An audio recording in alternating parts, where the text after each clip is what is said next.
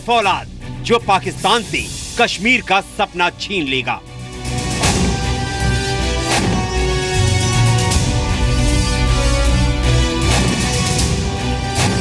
और हमारी बेहतरी पाकिस्तान के बॉर्डर पर हमेशा मुकर्रर हो जाएगी।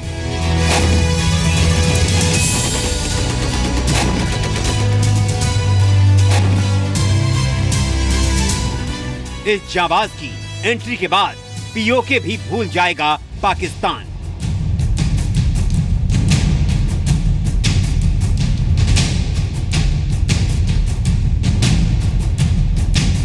इसका स्पीड, आर्मर, आर्मामेंट और ईज ऑफ ऑपरेशन ये होना चाहिए।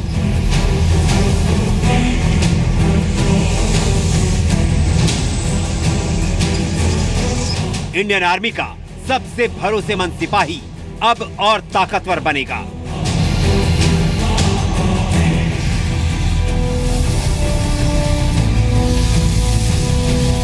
वो पाकिस्तान से बेटर होगा। मजबूत स्थिति में किसी की हिम्मत नहीं होगी जो लड़ाई करे।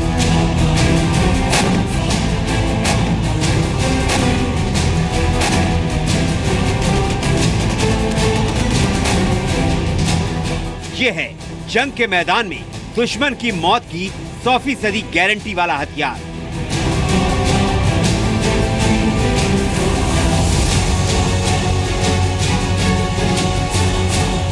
T90 की मोबिलिटी बेटर है, T90 का फायर पावर बेटर है।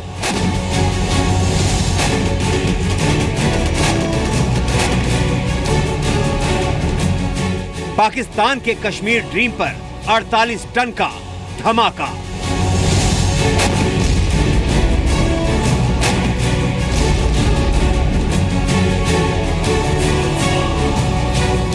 हमारे देश के किसी भी ऑपरेशन के लिए कारगर होगी, मुफीद होगी।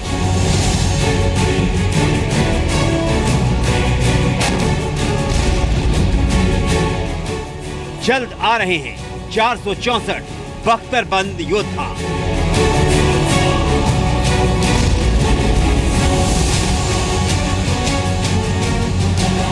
किंग ऑफ द बैटलफील्ड माना जाता है, निर्णायक साबित हो सकता है। इंडिया का आयरन मैन।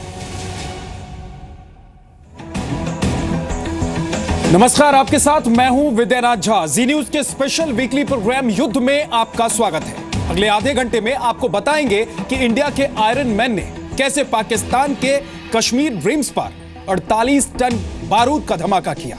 भारतीय सेना का फौलादी सिपाही अब और ताकतवर बनेगा। आर्मी के पास T90 टैंक पहले से मौजूद है, लेकिन अब 400 से ज्यादा नए मॉडल के T90 टैंक खरीदे और बनाए जाएंगे। ये टैंक नई क्षमता, नए कवच और शानदार हथियारों से लैस है। यानी T90 टैंक का नया अवतार दुश्मनों पर करेगा प्रहार।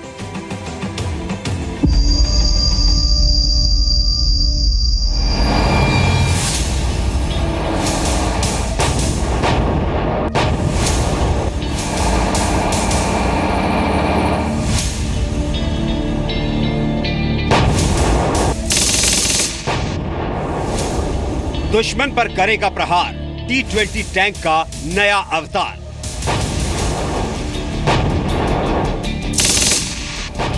यह है भारतीय सेना का सबसे बड़ा खिलाड़ी T90 Bhishma tank.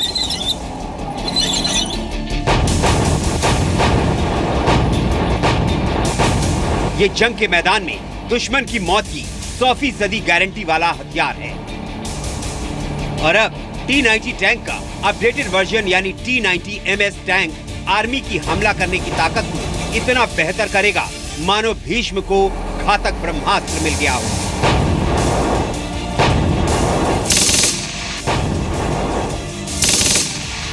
T90 tank का नया वर्जन अपने पिछले संस्करण से न सिर्फ बेहतर है बल्कि दुनिया के किसी भी मेन बैटल टैंक का मुकाबला करने की क्षमता रखता है। ये समझना जरूरी है कि किसी भी देश की सेनाएं लड़ाई करने के लिए नहीं होती, वो लड़ाई रोकने के लिए होती हैं। लड़ाई आप जब भी रोक सकते हैं जब आप मजबूती की हालत में होगे। मजबूती जब भी होगी जब आपके पास इक्विपमेंट की कमी नहीं होगी, आधुनिकता की कमी नहीं होगी। तो अगर आपकी आर्मी में आधुनिक सामान आता है, जो ज़रूरत के मुताबिक पूरा सामान आता है, तो आप मजबूत स्थिति में किसी की हिम्मत नहीं होगी जो लड़ाई करे।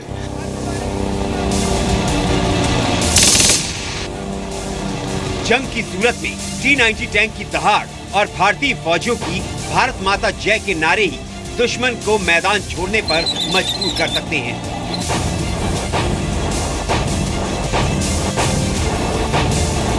लेकिन अगर फिर भी दुश्मन ने चालाकी दिखाई तो महाभारत के पितामह की तरह इस नए भीष्म का निशाना भी अचूक है। इसका स्पीड, आर्मर, आर्मामेंट और ईज ऑफ ऑपरेशन ये होना चाहिए। तो ये कैरेक्टरिस्टिक्स होनी चाहिए और मैं समझता हूँ T-90 में ये काफ़ी हद तक बहुत बेहतरी पर है।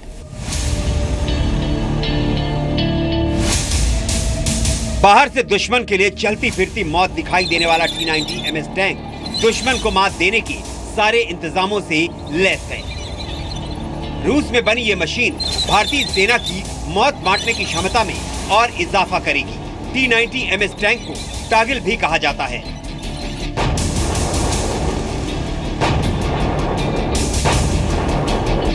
साल 2011 में पहली बार इस टैंक को पेश किया गया था और अब जल्द ही इस टैंक को भारतीय सेना में शामिल करने का रास्ता खुल जाएगा। टैंक एक प्रोटेक्टिव एलिमेंट है जिसमें बहुत फायर पावर है और इसलिए ये बैटल फील्ड पर king of the battle field माना जाता है और ये किसी भी बैटल को प्लेन एरिया में जहां टैंकें चल सकती हैं वहां पर ये निर्णायक साबित हो सकता है। डिफेंस एक्विजिशन काउंसिल से क्लियरेंस मिलने के बाद रूस से T-90 टैंक का अपडेटेड वर्जन खरीदने का फैसला किया गया है। 13,448 करोड़ रुपए में रूस से 464 टैंक खरीदे जाएंगे। डील साइन हो जाने के बाद मेक इन इंडिया के तहत ये टैंक देश में ही ऑर्डिनेंस फैक्ट्री बोर्ड में बनेंगे। इससे पहले T-90 tank Avadi heavy vehicle factory में बनाए जाते हैं। रूसी company Uralvagonzavod T-90 tank बनाती है।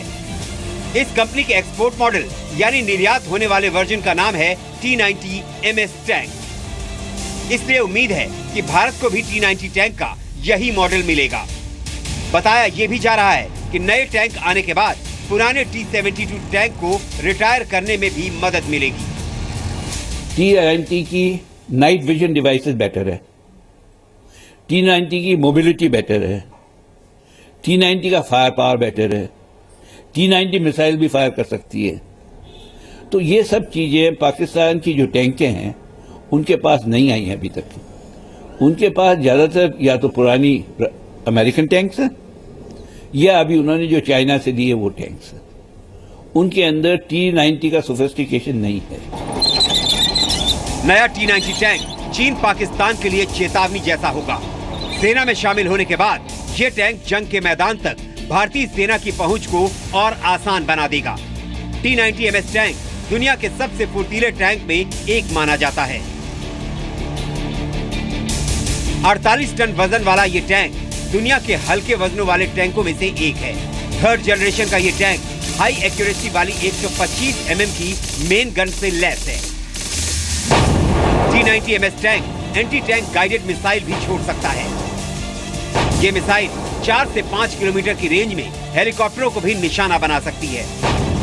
टैंक में 40 गोले मेन गन के लिए रखे जाते हैं और ऑटो लोडर में 20 राउंड स्टोर किए जा सकते हैं। ऑटो लोडर की वजह से ये टैंक 1 मिनट में 8 गोले दाग सकता है।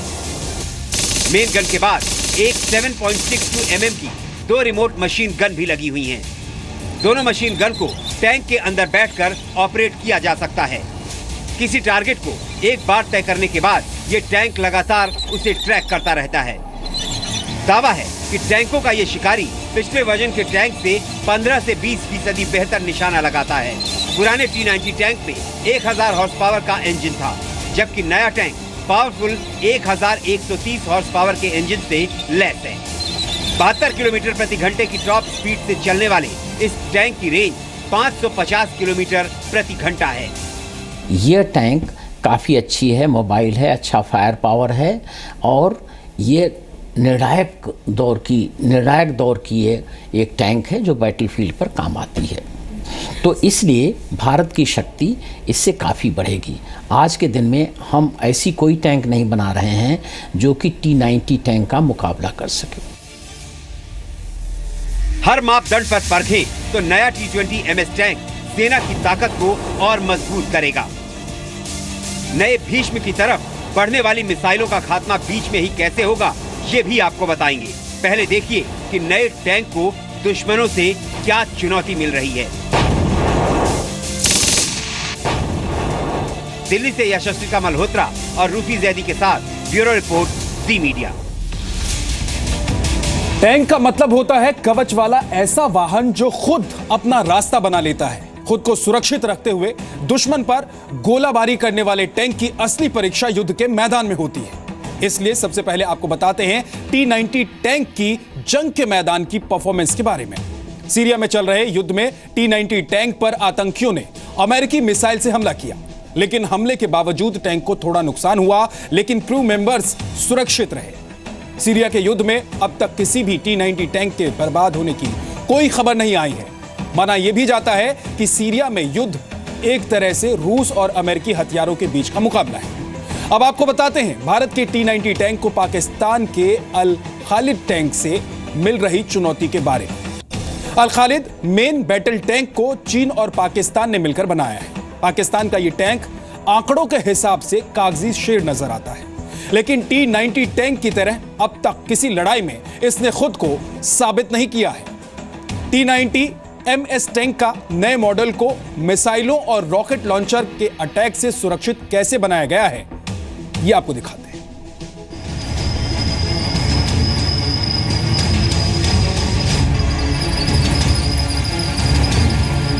T-90 टैंक में सबसे जबरदस्त बदलाव आएगा दुश्मनों से खुद को बचाने की क्षमता में। युद्ध के मैदान में रॉकेट लॉन्चर से निकला गोला टैंकों के मोटे बख्तर को भेद सकता है। इनसे बचने के लिए टैंक को या तो अपना कवच और बेहतर करना होगा या फिर एक्टिव प्रोटेक्शन जैसे सिस्टम का इस्तेमाल करना होगा।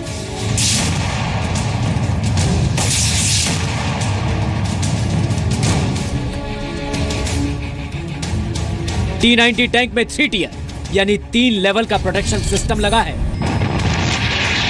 सबसे पहले लेवल पर कंपोजिट आर्मर है जो टैंक के टरेट को सुरक्षा देता है। अलग अलग धातुओं से बने इस कवच का मुख्य काम है high explosive anti tank round से टैंक और उसके क्रू मेंबर को बचाना।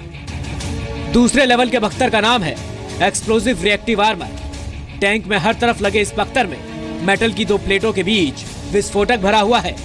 किसी टैंक या रॉकेट लॉन्चर का गोला लगते ही इनमें विस्फोट हो जाता है जो दुश्मनों के गोले को अपने साथ बर्बाद कर देता है। तीसरे लेवल पर लगा है स्टोरावन।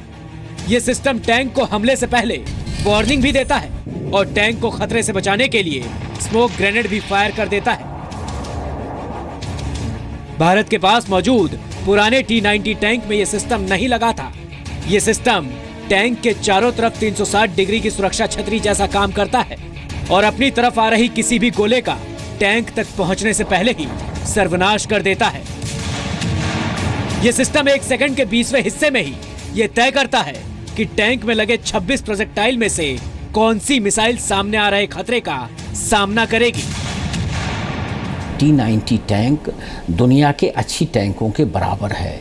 चीन की कोई भी टैंक इसके बराबर अभी तक नहीं पहुंची है। अमेरिका की अब्राहम टैंक जो लेटेस्ट वर्जन है वो इसके बराबर की है, लेकिन अभी पाकिस्तान के पास अमेरिका की टैंकों का आना भी कम हो गया है क्योंकि वहाँ पर पॉलिसी बदली भी हो रही है। इसलिए T-90 टैंक मिलने से हमारे लिए एक प्लस पॉइंट होगा और हमारी बेहतरी पाकिस्तान के बॉर्डर पर हमेशा मुकर्रर हो जाएगी। भारत के पास करीब 1000 T-90 टैंक हैं, लेकिन नए T-90 MS टैंक के आने के बाद देश के दुश्मनों के बुरे दिन शुरू होने वाले हैं, क्योंकि राजस्थान की रेत से लेकर पंजाब के मैदानों तक अब हमारे सैनिक दुश्मन को भारत की सरजमी के 1 इंच के टुकड़े पर भी आंख उठाकर नहीं देखने देंगे। ये भारतीय सैनिकों का वो हथियार है जो एक बार दुश्मन के करीब पहुंचे तो दुश्मन के कदम अपने आप पीछे हटने लगते हैं। दिल्ली से यशस्विका मल्होत्रा और रूफी जैदी के साथ ब्यूरो रिपोर्ट सी मीडिया। जब जब देश के दुश्मनों का मुंह बंद करने का मौका आता है तो टैंक सबसे आगे रहते हैं। पंजाब राजस्थान की सीमा पर अगर T-90 टैंक हैं तो लद्दाख में चीन को ईंट का जवाब पत्थर से देने के लिए पुराने लेकिन असरदार T-72 टैंक मौजूद हैं। 1962 के युद्ध के बाद सीमा पर कैसे टैंकों की दीवार बनाई गई, यह भी आपको बताते हैं।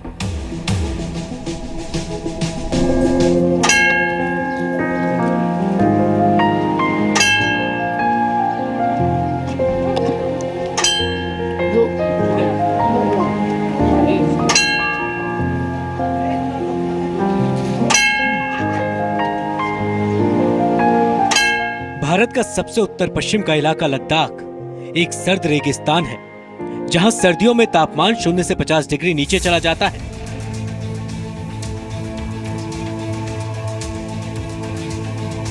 लद्दाख भारत का वो इलाका भी है जो पाकिस्तान और चीन दोनों की शातिर चालों के सामने मोर्चे पर डटा हुआ है। चीन की सीमा पर अपनी ताकत बढ़ाने के लिए भारतीय सेना ने पहली बार लद्दाख में अपनी एक पूरी आर्म्ड ब्रिगेड तैनात की है।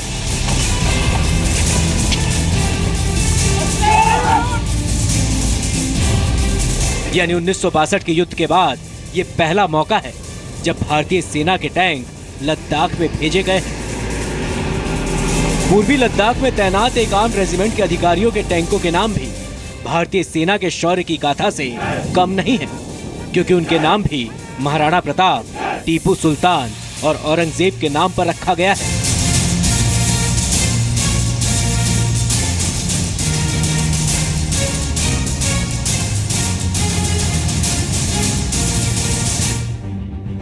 हालांकि इतनी ऊंचाई पर टैंकों को लाना और उन्हें तैनात करना आसान फैसला नहीं है, खासतौर पर तब जब सर्दियों में तापमान 0 से 40 से 50 डिग्री नीचे पहुंच जाता है।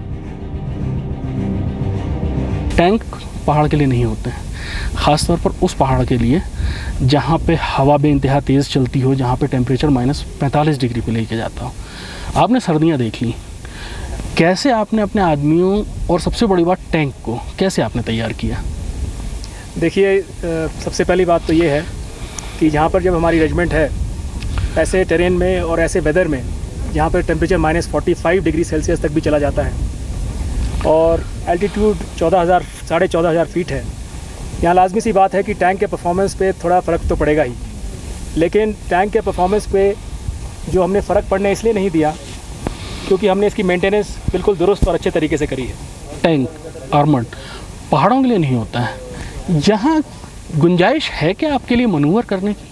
देखिए, ऐसा मानना था पहले कि टैंक सिर्फ डेजर्ट्स के लिए है या फिर प्लेन्स के लिए है, लेकिन यहाँ आने के बाद हमने ये रियलाइज़ किया है कि यहाँ पर ऐसी वादियाँ हैं, काफ़ी चौड़ी वादियाँ हैं जिसकी हद 6 से 8 से 10 किलोमीटर तक की चौड़ी वादियाँ हैं, जो कि टैंक वॉरफेयर के लिए काफ़ी कंड्यूसिव हैं।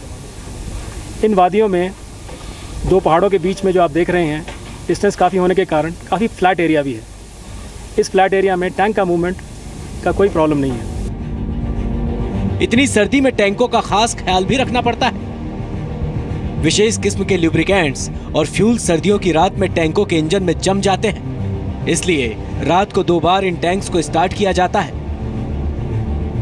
ऊंचाई बहुत ज़्यादा है, टेम्परेचर बहुत कम है और ऑक्सीजन बहुत कम है, तो इसके लिए जब हमारे ट्रूप्स इंडक्ट होते हैं इस एरिया के अंदर तो उनका एक बहुत ही साइंटिफिक तरीके से एक एक्लेमेटाइजेशन होता है।